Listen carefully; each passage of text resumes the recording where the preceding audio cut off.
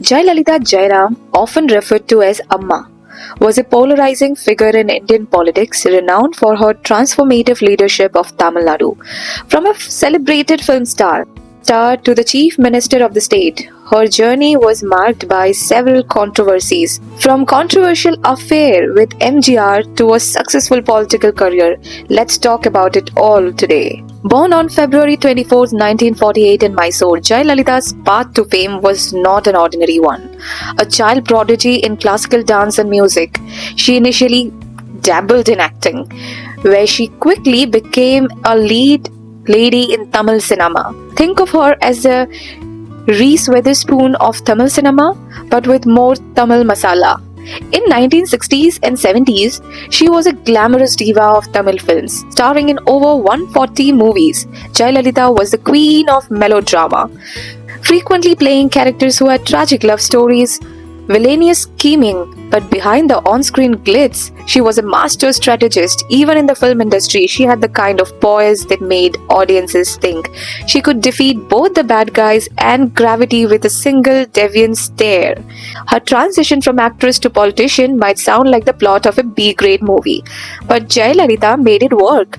Entering politics in 1982, she joined the All India Anna Dravida Montera Kazhagam (AIADMK). This political party was founded by iconic actor M.G. Ramachandran, shortly known as MGR. At first, she was considered the sidekick of the political hero MGR. Soon, she proved she could be much more than that. The Queen of Tamil Nadu in her own right. If MGR was the hero, Jayalalithaa was unstoppable force that got things done, even when the script called for a plot twist.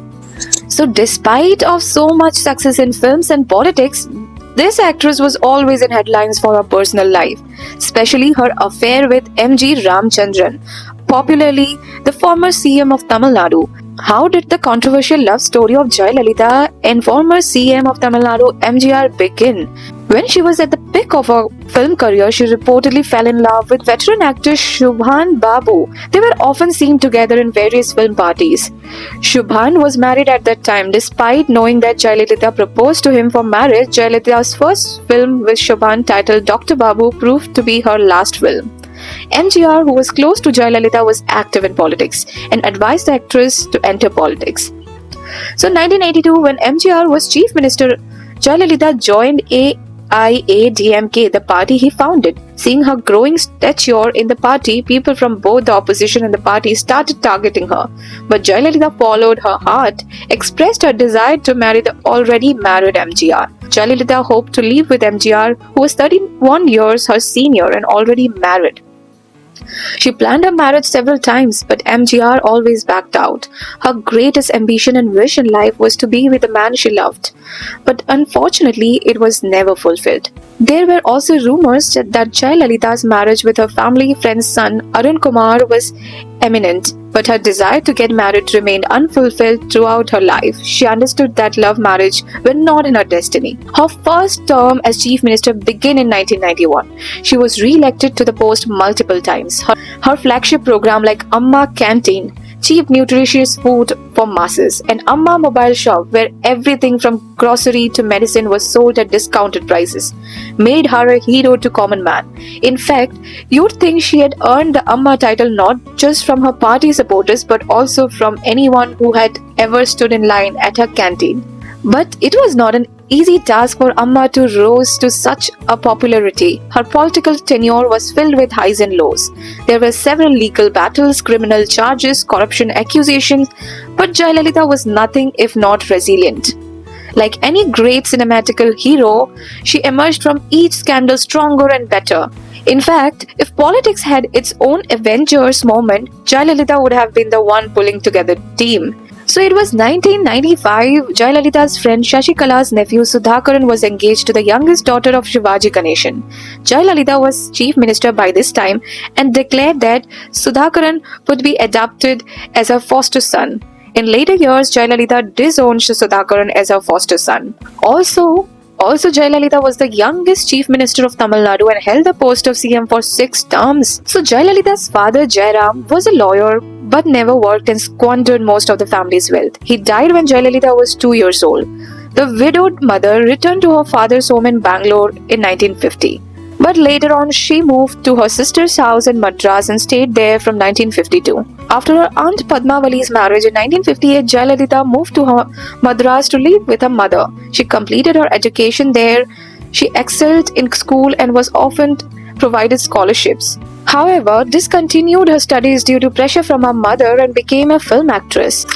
Jayalalithaa is trained in Carnatic music, Western classical piano, and various forms of. She has done several small roles in various Tamil movies, playing as child artist. And finally, she made her debut as a lead actress in Kannada film while still in school at the age of 15 in Chinnada Gombe. Her first film with MGR was Airathil Oruvan in 1965, and their last film together was Pathikattu Ponaiya in 1973.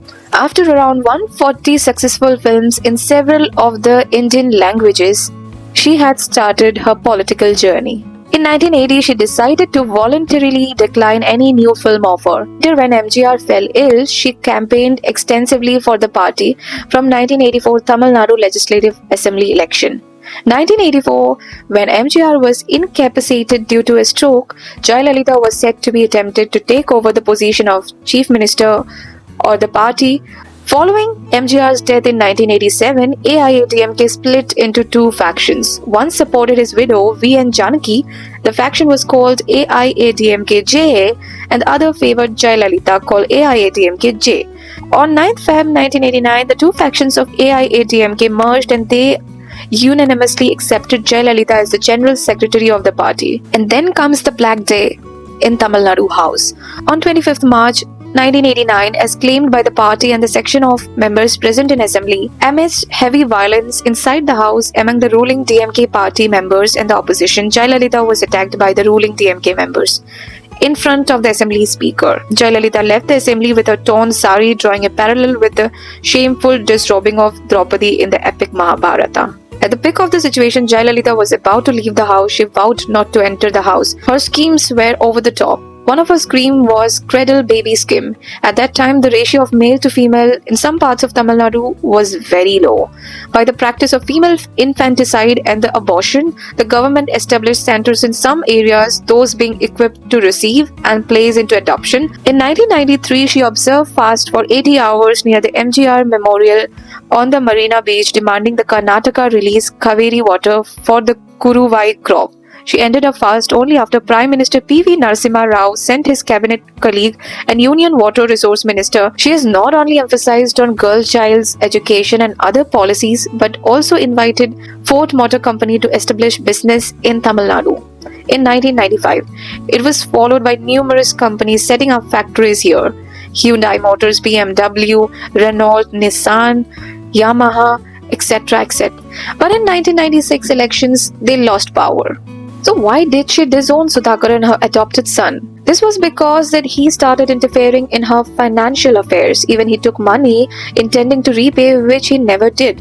So in 1996, she disowned him. Her government at that time received attention for its extensive social welfare agenda, which included several subsidized Amma branded goods such as Amma Canteen, Amma Bottled Water, Amma Salt, medical shops, Amma Cement, Amma Baby Care. Jayalalithaa expelled her long-term best friend V.K. Shashikala and 13 others from AIADMK. After she became aware that Shashikala and her family were working against her, most of the party members welcomed her decision. The matter was resolved only when Shashikala was reinstated as a party member after issuing a written apology.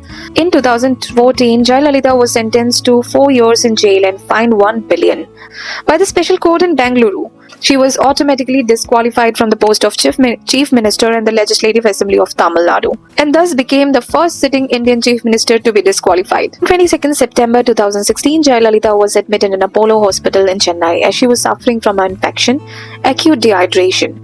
Her official duties were handed over to her minister. So on 5th of December, the hospital announced her death and she became the first female Chief Minister to die in office. So she was a goddess who always put the welfare of her people first, a mother figure who would solve their problems. In the mid of the political drama of Tamil Nadu, Jayalalithaa was always the star, and much like any great film legend, she will never be forgotten, of course. Thanks for watching. I would appreciate if you can like, share, and subscribe. Thank you.